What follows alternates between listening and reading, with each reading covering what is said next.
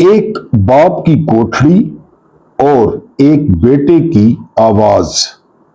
इमरान खान की पाकिस्तान तहरीक इंसाफ को 30 साल मुकम्मल हो गए हैं। ये हंगामा खेज 30 साल थे। इमरान खान उस वक्त 43 साल के थे जब उन्होंने इस पार्टी का ऐलान किया, और बात खत्म कहां पे हुई इस पे आपने गौर करना है। 1000 दिन, एक कोठड़ी, 23 घंटे की तन्हाई और एक आंख जो बुझ चुकी है। ये कैदी की कहानी नहीं, ये एक बाप की कहानी है। मां कैंसर से हारी थी, आम बेटे कब्र पर आंसू बहाते हैं। उसने आंसू ईंटों में ढाल दिए। 7 साल पिकअप ट्रक पर, 29 शहर, क्रिकेट का बादशाह एक मजदूर के सामने झुका 10 रुपए के लिए, क्योंकि उसे मां के वादे से मोहब्बत थी, अपनी इज्जत से नहीं। 29 दिसंबर 1994 शौकत खानम का दरवाजा एक 10 साल कैंसर की मरीजा ने खोला। एक मां की कब्र से लाखों माओं की दुआ निकली। 1992 का वर्ल्ड कप, सारी इनामी रकम अस्पताल के हाथ पर रख दी, और 2026 तक वो शौकत खानम का सबसे बड़ा डोनर है। 2001 का सैलाब, देने को कुछ न बचा सिवाय उस बल्ले के जिस पर एक कौम का फख्र लिखा था। उसने वो भी बेच दिया, $20,000 किसी गरीब की छत के लिए। अपना सबसे कीमती तमगा बेचा और अपना नाम रख लिया। नवाज शरीफ ने 30 नशिस्तें पेश की। जनरल जिया ने वजारत तालीम पेश की। इनकार और सिर्फ इनकार। बीवी ने थक कर कहा, मुझसे ये जिंदगी नहीं जी जाती, और लंदन चली गई। बेटे भी। उसने दुनिया से कहा, मेरा घर पाकिस्तान है। रात को 2 बेटों की तस्वीर तकिए के नीचे रखी और सुबह की तकरीर लिखने लगा। उसके पास लंदन का रास्ता था। रीजेंट्स पार्क, नाश्ते की मेज पर 2 बेटे, स्कूल की वर्दी, छुट्टियों पर फ्रांस जाना। एक आम बाप, एक आम आदमी।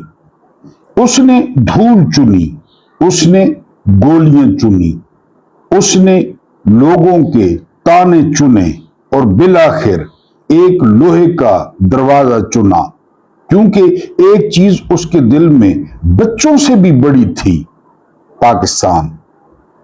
5 अगस्त 2023 दरवाजा बंद हो गया। 9 फुट जरब 11 फुट। न सूरज, न किताब, न घड़ी, न बच्चों की आवाज। अक़वाम मुत्तहिदा बोली, न रोशनी, न हवा, बदबू, कीड़े, कै, वजन गिर रहा है। 15 दिन से ज्यादा तन्हाई अक़वाम मुत्तहिदा की नजर में तशद्दुद है। वो 24वां महीना गिन रहा है। अक्टूबर 25 कोठड़ी की दीवारें धुंधलाने लगी, कुरान के हरूफ लर्जने लगे। फरवरी 26 दाएं आंख की 85% रोशनी उस अंधेरे में हमेशा के लिए डूब गई, और कोठड़ी से बस एक सतर बाहर आई, मैं पाकिस्तान में जीऊंगा, पाकिस्तान में मरूंगा। और लंदन में 2 बेटे, सुलेमान 29 साल, कासिम 26, 3 साल 5 महीने बाप का चेहरा नहीं देखा। 25 मार्च 26 जिनेवा, अक़वाम मुत्तहिदा का हॉल। कासिम ने माइक उठाया, आवाज में दराड़, हम सियासी लोग नहीं, हम कभी यहां आना नहीं चाहते थे, मगर अगर हालात उलट होते तो वो हमें छुड़ाने तक न रुकते। बस यही कम से कम है जो हम उनके लिए कर सकते हैं। फिर एक तलवार हवा में लहरा दी।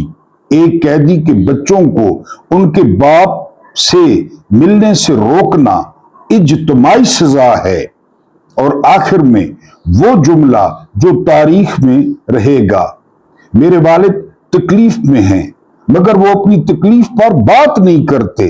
वो पूछते हैं हमारी नानी कैसी हैं, नानी जो 6 माह पहले गुजर चुकी थी।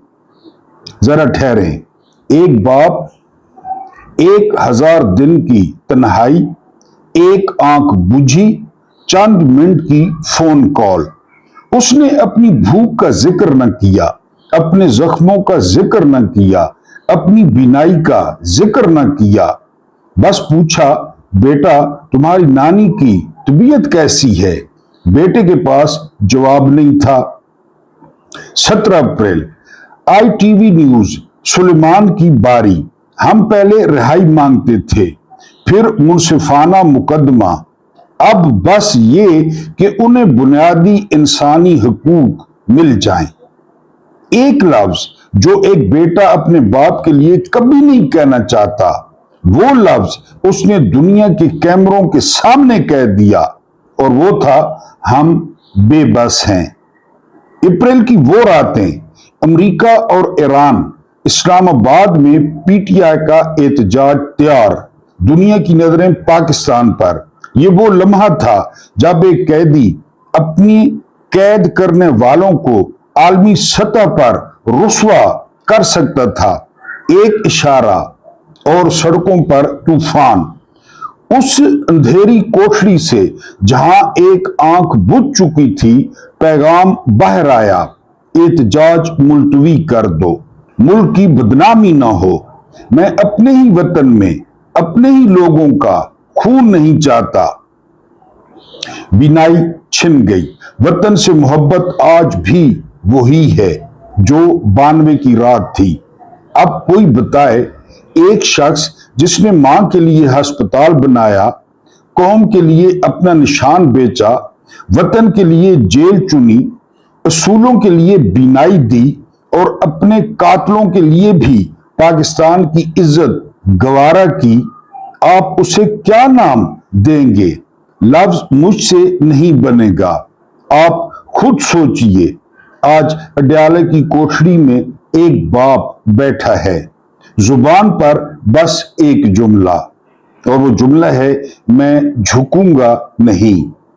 और लंदन में 2 बेटे जिनके बाप ने अपनी गोद खाली रखी ताकि एक कौम की झोली भर सके, आज उसी बाप की सांस बचाने को दुनिया के दरवाजों पर खड़े हैं।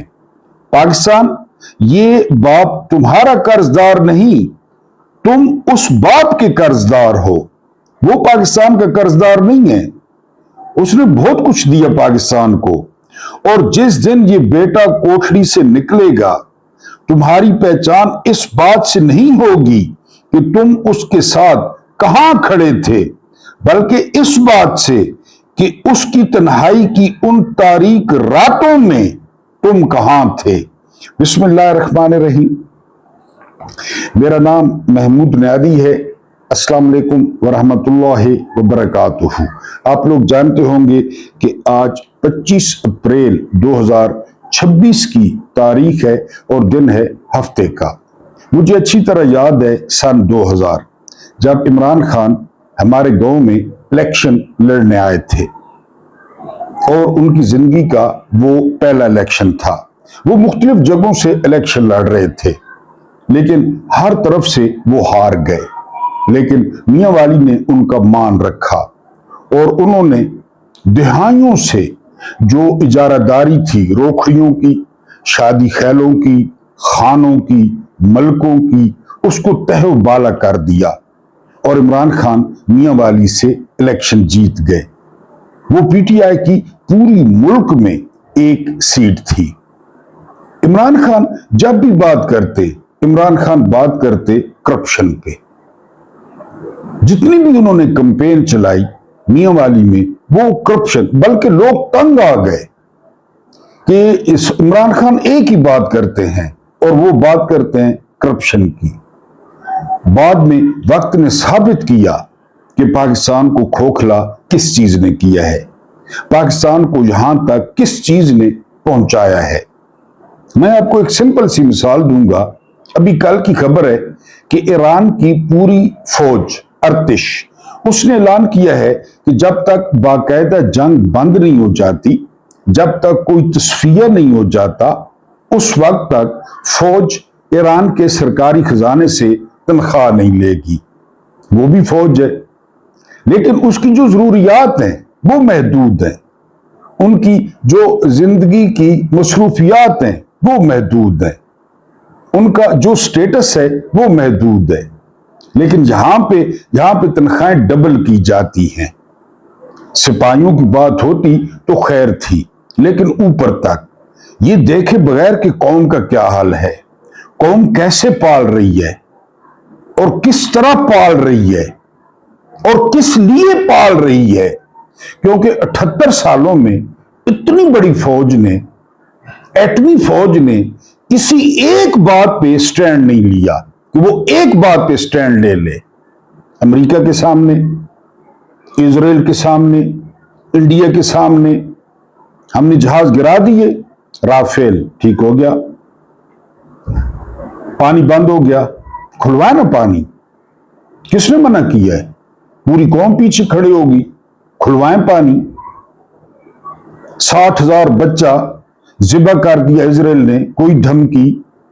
इस्माइल हानिया ने मुंह से कहा, मुंह से, कि अगर पाकिस्तान धमकी दे दे तो धमकी का भी बड़ा असर होगा। कौन धमकी दे और क्यों दे?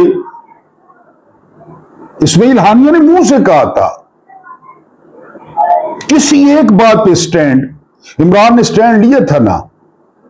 इमरान ने स्टैंड नहीं लिया था, एब्सोल्युटली नॉट। और जरा एक मिनट के लिए तसव्वुर करें कि अगर अमेरिका को अड्डे दे दिए जाते तो अब ईरान और अमेरिका और इजराइल की जंग में हम कहां खड़े होते?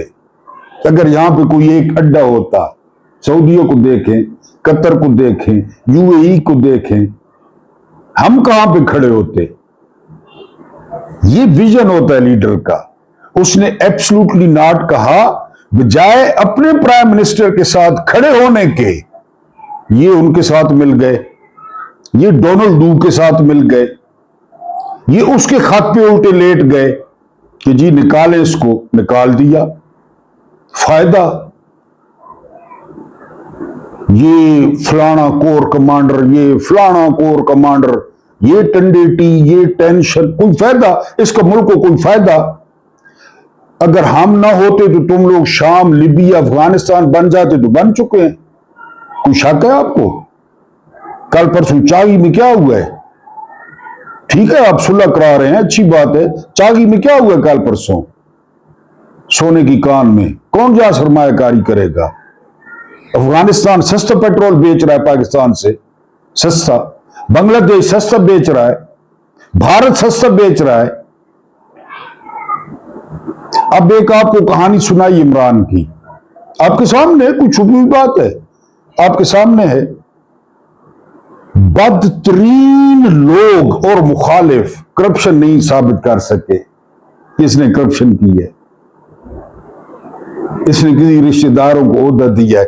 अब एक ऐसी दास्तान जो आप पहली दफा सुन रहे होंगे और आपके 14 तबक जो है वो रोशन हो जाएंगे। मुझे तो बहसीयत पाकिस्तानी शर्म आई ये कहानी पढ़ के। जरा आप, अगर शायद आपको भी आए, अगर ना आए तो खैर है, कोई मसला नहीं है। ये कहानी मुलाहिदा करें एक और लंडे के ग्वाला मंडेला की, जो है ना वो अपने आप को इनकलाबी और अपने आप को, एक स्टोरी पहले सुनाई, लोहे का दरवाजा, अब ये स्टोरी सुने। लॉरेंस गार्डन के क्रिकेट ग्राउंड में मैच चल रहा था। सुर्ख सफेद नौजवान बैटिंग कर रहा था। अचानक गेट से नीली बत्ती वाली सरकारी गाड़ी अंदर दाखिल हुई। वो क्रिकेट ग्राउंड के करीब पहुंचकर रुकी।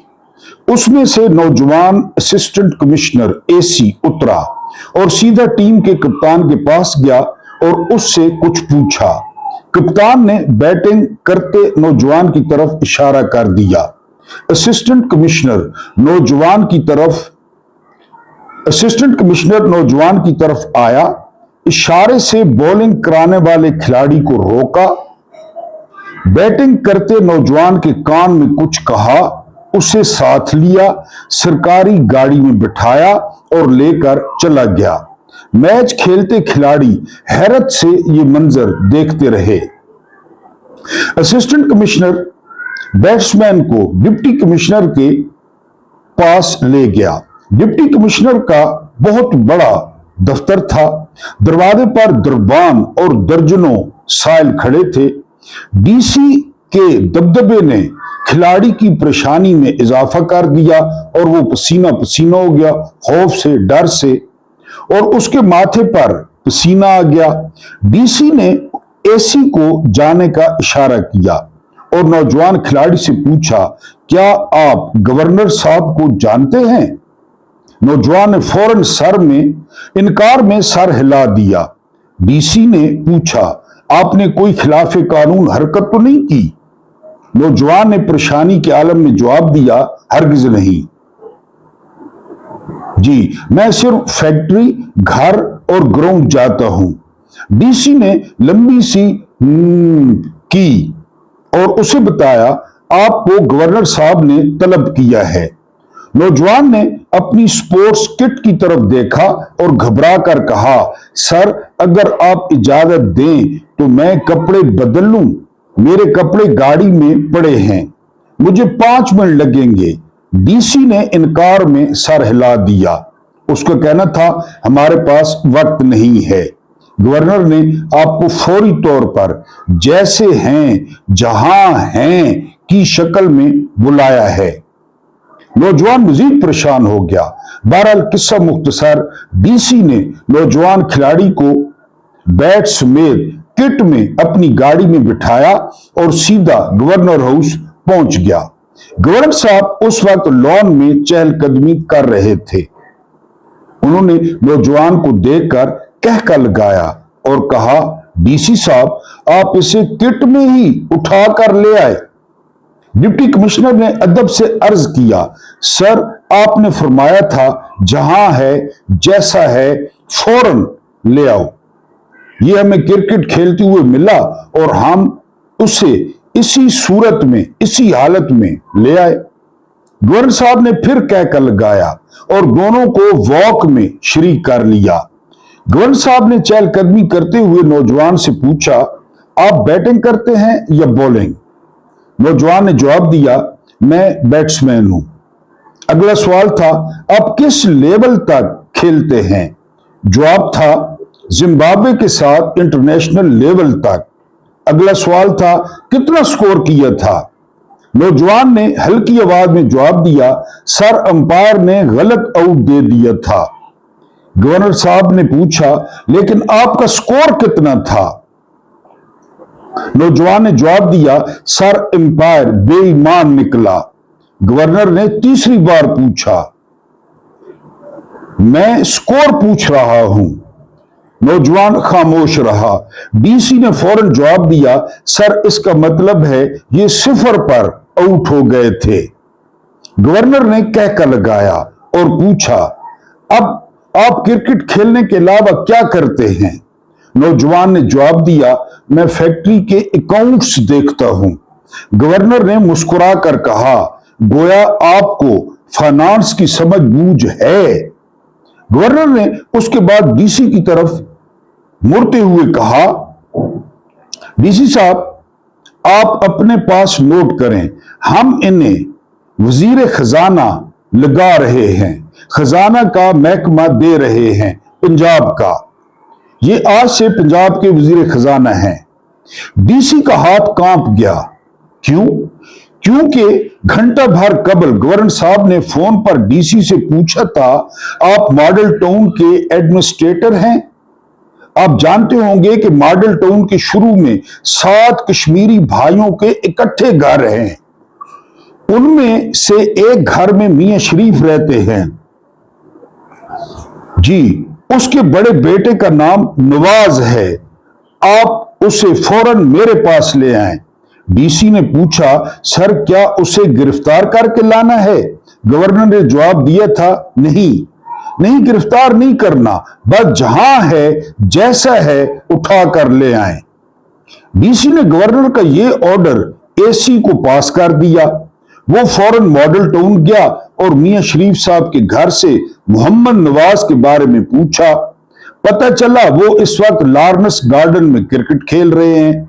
वो सीधा वहां गया और बैटिंग करते हुए नवाज शरीफ को गाड़ी में बिठाकर डीसी ऑफिस ले आया और डीसी उन्हें बैट और किट में गवर्नर हाउस ले आया और गवर्नर साहब ने चहलकदमी करते हुए उसे पंजाब का वजीर खजाना बना दिया। यह है 25 करोड़ की हकीकत। ये है हम लोग। अभी आगे सुने। बना दिया, और अगर उसके बाद भी डीसी का हाथ न कांपता तो क्या होता? डीसी परेशानी के आलम में कभी गवर्नर को देखता था, कभी नौजवान को। गवर्नर साहब ने यह हुक्म दिया और वॉक का अगला फेरा शुरू कर दिया। वो दोनों उनके साथ साथ चल रहे थे।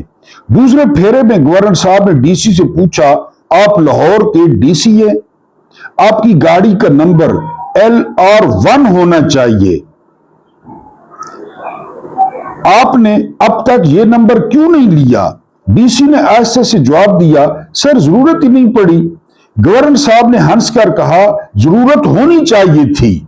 हमारा बैट्समैन अगर आपके साथ वादा कर ले ये चार संभालते ही आपको LR1 नंबर दे देगा तो उसे पंजाब के एक्साइज का भी वजीर बना दें, एक्साइज का भी वजीर बना दें। नवाज शरीफ ने फौरन जवाब दिया, सर मेरा पहला ऑर्डर यही होगा। गवर्नर साहब ने हंसकर कहा, डीसी साहब ये भी लिख लें। इसके बाद वाक का तीसरा फेरा शुरू हो गया। गवर्नर साहब ने तीसरे फेरे पर डीसी से कहा, डीसी साहब ये क्रिकेटर हैं, गोया जिम्बाब्वे के खिलाफ 0 पर आउट हो गए थे, लेकिन मुझे इनकी किट अच्छी लगी, आप इन्हें पंजाब स्पोर्ट्स बोर्ड का चेयरमैन भी बना दें। सुनो, ठीक हो गया? आगे सुनो, चेयरमैन भी बना दें। डीसी ने चलते चलते यह भी लिख दिया। उसके साथ ही गवर्नर साहब की बात खत्म हो गई। डीसी ने ये अहकामात गवर्नर साहब के स्टाफ के हवाले किए और उस नौजवान को लेकर वापस आ गया जिसे वो थोड़ी देर पहले तक मुजरिम समझ रहा था। जी हां, ये मियां नवाज शरीफ की सियासत के पहले दिन की कहानी है। आ गई समझ? ये पहला दिन था सियासत में। ये 1980 था और गवर्नर थे लेफ्टिनेंट जनरल गुलाम जिलानी और जो डिप्टी कमिश्नर उन्हें लॉरेंस गार्डन से किट में उठवाकर गवर्नर हाउस लेकर गया था वो थे सईद मेहदी। और लेफ्टिनेंट जनरल गुलाम जिलानी खान पाकिस्तान की तारीख में सबसे लंबे DGISI रहने वाले जनरल थे। सबसे पहले उन्होंने याया के साथ काम किया, उसके बाद उन्होंने जुल्फकार अली भुट्टो के साथ काम किया और जुल्फकार अली भुट्टो को धोखा भी जनरल जिलानी ने अंदर रह कर दिया था जब उसने जिया को चीफ बनवाने में अहम किरदार अदा किया। और फिर इस जनरल जिलानी ने जिया के साथ काम किया, फिर रिटायरमेंट पे पंजाब का गवर्नर बना और फिर ये नासूर पाकिस्तान के गले डाला। उधर वो कहानी सुनाई लोहे के दरवाजे वाली, 30 साल 1000 दिन, ये कहानी सुनी। इनके पास कौन सी गिदड़ सिंगी है जर्नैलों के लिए? अब एक और बात सुने। वो हमारे वालिदैन कहते हैं अमूमन कि मैं मरने से पहले जो है वो अपने बेटे के जो है सर पे सेहरा देखना चाहता हूं। आम सी बात है, खासकर पंजाबी कल्चर में, पूरी दुनिया में है, बरसगीर में। यहां पे जरदारी क्या कह रहा है? यहां पे जरदारी कह रहा है कि वो आखिरी ख्वाहिश है उनकी कि वो मरने से पहले वो 2 in 1 को, वो अपने लौंडे को जिसको चलना नहीं आता उसको वजीर आजम बना दें। यार किस लिहाज से ये मुल्क है, किस लिहाज से आप इसे मुल्क कहते हैं, आप इसको कौम कहते हैं। इसमें 100 से ज्यादा सियासी जमातें हैं, बड़े बड़े तुर्रम खान हैं, बड़े बड़े जमहूरिये हैं। अब वो कह रहा है कि जी मैं सदर से हटता हूं क्योंकि उसको सदारत से हटाने का कहा गया कि आज से वो अपना आखिरी 5 दिन का दौरा चीन का शुरू कर रहे हैं। ये भी मार्केट में खबरें हैं कि वहां पे कोई एड्स का अच्छा इलाज है, ये भी खबरें चल रही हैं। लेकिन अब वो हट रहे हैं। आपने ये जो तमाशा लगा हुआ है इस्लामाबाद में, एक चीज सबसे ज्यादा महसूस की होगी, ईरान, अमेरिका, फील्ड मार्शल अर्दली, इसाक डार, एक बंदा जिसको सिंध भेज दिया गया कि वो जाकर फाता पढ़े मुख्तलिफ लोगों के घर, वो जरदारी था। अब खबरें ये आ रही हैं कि जरदारी ईवान सदर भी छोड़ चुका है और उसकी जगह कौन आ रहा है आप अच्छी तरह जानते हैं, मेरी जिंद मेरी जान। और बड़ी मजबूरी में, बड़ी मजबूरी से वो ये बार उठाएंगे, वो ये वजन उठाएंगे। उनका दिल नहीं है उमर बिन अब्दुल अजीज की तरह। उमर बिन अब्दुल अजीज का नाम जब निकला था सील बंद लिफाफे से तो वो बड़े परेशान हो गए थे, बाज़ किताबों में बेहोश भी हो गए थे कि मेरा नाम किधर निकल आया है। सुलेमान बिन अब्दुल मलिक ने मुझे किधर नामजद कर दिया है, मैं तो उनका बहनू ही हूं। उमर बिन अब्दुल अजीज सुलेमान बिन अब्दुल मलिक के बहनू ही थे।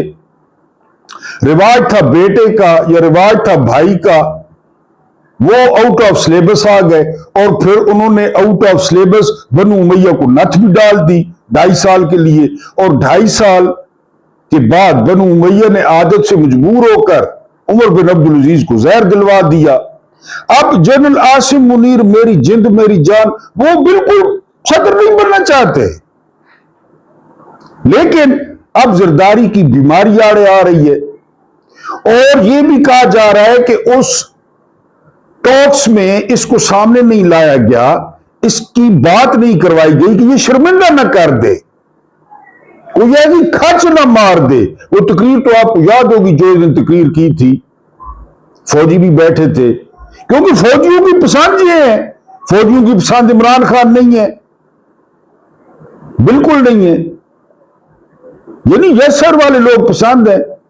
अब ये जो है सौदेबाजी हो रही है, एक और रजीम चेंज की तैयारी हो रही है, बट्टा सट्टा हो रहा है कि ठीक है जी मैं सदारत छोड़ देता हूं फील्ड मार्शल के लिए। हालांकि उनको इतना खौफ खुदा है, वो रात सारी सारी रात रोते रहते हैं सजदे में, सारी सारी रात इबादत करते रहते हैं, सारा सारा दिन रोजे से होते हैं।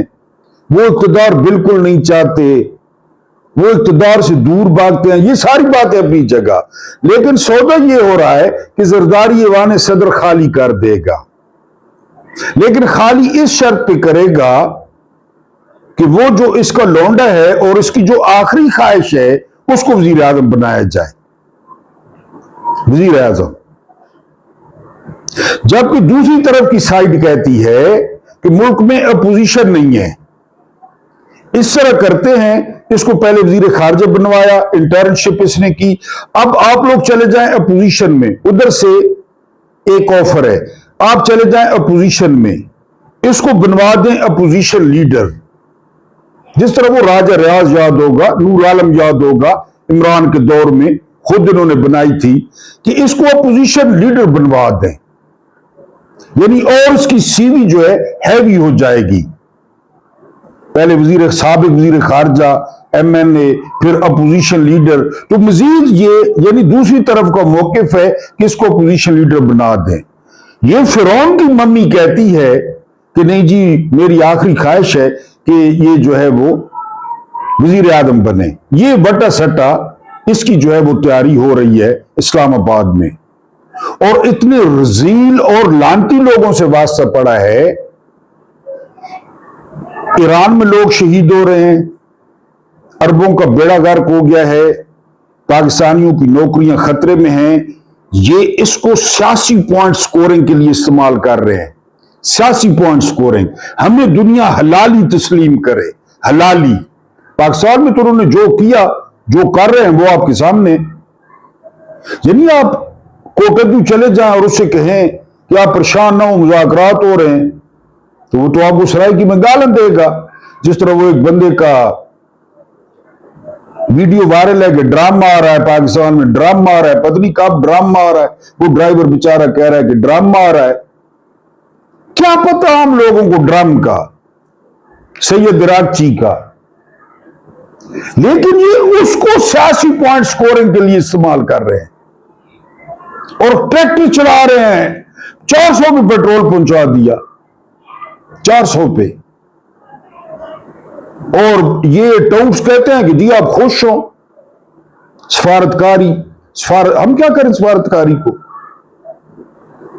और हम क्या करें? सफारतकारी हो रही है, पूरी दुनिया में डिस्कस हो रहा है पाकिस्तान। फिर डिस्कस होने से पेट भरता है? डिस्कस होने से ये जो 50% आबादी गुर्बत के लकीर से नीचे चली गई है, उसको क्या होगा? ये इसको भी मौके के तौर पे देख रहे हैं। अब रात को क्या किया पता है आपको? 108 रुपए पर लीटर लेवी कर दिया। 108 रुपए लीटर, 108 रुपए फी लीटर लेवी कर दी है। ये तो खुश है, इनको कोई अफसोस है? ये तो जंग से खुश है। उधर जा रहे हैं, उधर जा रहे हैं, जहाजों पे सूर खा रहे हैं, केचवे खा रहे हैं, हर चीज खा रहे हैं, जहाजों पे घूम रहे हैं। इनकी तो मौजूद, इनको पाकिस्तान में घर में दूसरी दवा सालन को नहीं देता। और ये बने हुए हैं वो अपने फायदे के लिए, जाती। कौन कौन को कौन जानता है? ये कहानी सुनाई जो है, ग्राउंड से उठाया गया डीसी ऑफिस से। अब पता नहीं जिलानी ने किया क्या इसके साथ, बाद में मुझे तो नहीं पता। एक फेरे में वजीर खजाना, दूसरे फेरे में वजीर एक्साइज, तीसरे फेरे में स्पोर्ट्स बोर्ड का चेयरमैन। अगर वो लानती अल्लाह पाक उसकी कब्र को अंगारों से भर दे जिया समेत, अगर वो 4-5 चक्कर लगाता तो वो कहता कि ये मेरा प्यो है, ये लोहार। जिलानी इसको बाप डिक्लेयर कर देता। फिर धनक में एक अखबार छपता था अदाकारों की तस्वीरों के लिए, ठरकी लोग खरीदते थे, उसमें जो है ना 50 तस्वीरें लगाई, जनरल जिलानी ने लगवाई इसकी। अब पता नहीं जनरल जिलानी के शौक कौन से थे, इसकी तस्वीरें लगवाई धनक अखबार में। ये सियासत, यहां ये पाकिस्तान है। ये उधर वो पूरी दुनिया के उफक पे छाई हुई है जॉर्जिया मेलोनी औरत है, ऐसा मौक़िफ़ अपनाया हुआ है इटली की। यहां पे ये हाल चल रहा है, ग्राउंड से उठा लो। एक असूली बंदे को 1000 दिन हो गए हैं जेल में, खुशियां मनाई जा रही हैं, सफारतकारी हो रही है, ड्रामा आ रहा है, ड्राम। और यकीन करें कि इनको मौका मिल गया, इनको मौका मिल गया है। और ये बड़े खुश हैं, अंदर से बड़े खुश हैं। इंडिया की जंग पे भी खुश थे, पानी बंद करवा दिया, खुलवाएं कि हम सियासी तौर पे हलाली हो रहे हैं। हलाली, जो कुछ हमने कौम के साथ कर दिया। खैर मैं गलत, वो जल्दी में कौम बोल देता हूं। कौम बोलना तौहीन है, लफ्ज कौम की तौहीन है, कौम ईरानी है, कौम की तौहीन है। ये जो हजूम है भिडना, ये जो भिडन हजूम है, हर किसी को अपनी अपनी पड़ी है, चाहे कोई जमात है, चाहे कोई शादी जमात है, चाहे कोई दीनी जमात है। इस्लाम भी अपना अपना, सियासत भी अपनी अपनी। आखिरी बात ये कि इमाम शाफी ने कहा था, मुर्दार है वो मुआशरा जहां जालिम का पता हो बात कोई ना कर सके। जालिम का हर किसी को पता है, हर किसी को पता है, बात कोई ना कर सके, नाम कोई ना ले सके। मुर्दार है वो मुआशरा। अल्लाह पाक आप लोगों को आसानियां अता फरमाए, आसानियां बांटने की तौफीक अता फरमाए। मेरा रब करीम आपके और मेरे मरहुमीन की मगफरत फरमाए, उनके साथ अदल का नहीं रहम का और एहसान का मामला फरमाए। मुझे बर्दाश्त करने का बहुत बहुत शुक्रिया।